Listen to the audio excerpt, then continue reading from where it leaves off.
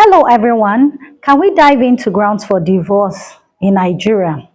However, before I proceed, I want to tell us that marriage is a beautiful thing and relationships are doable. However, sometimes they turn sour. But these are the grounds in case you want a divorce. Non-consummation of marriage is a good ground for divorce. Yes, non-consummation of marriage is a good ground for divorce. Secondly, adultery. Adultery is a good ground for divorce. However, you also need to prove.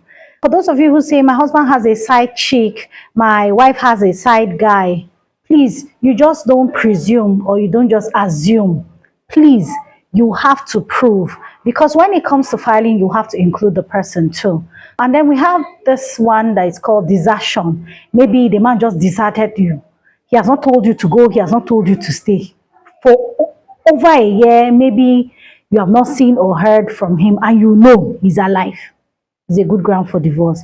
Then living apart, probably sometimes after separation, 2 years and above, you can go and file for divorce. And sometimes with or without consent, because I've seen cases where maybe one of the spouse went to school and the other felt, oh, it has taken too long, he has traveled out of the country, it has taken, and I'm falling in love with someone. They quickly go to court and say, I've stayed apart like that. Some people can be very funny.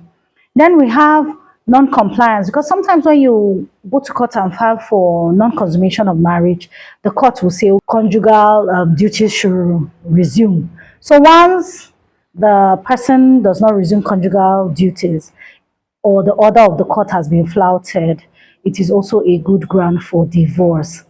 And then we have this presumption of death. Sometimes we have these people that they will just marry a woman and just disappear. You have not heard from him, he told you he has traveled, or you know he's a business person and you've not heard or seen. Please, the court says you can also come and file for divorce. Probably sometimes the family have not even heard from him. And then we have unreasonable behavior.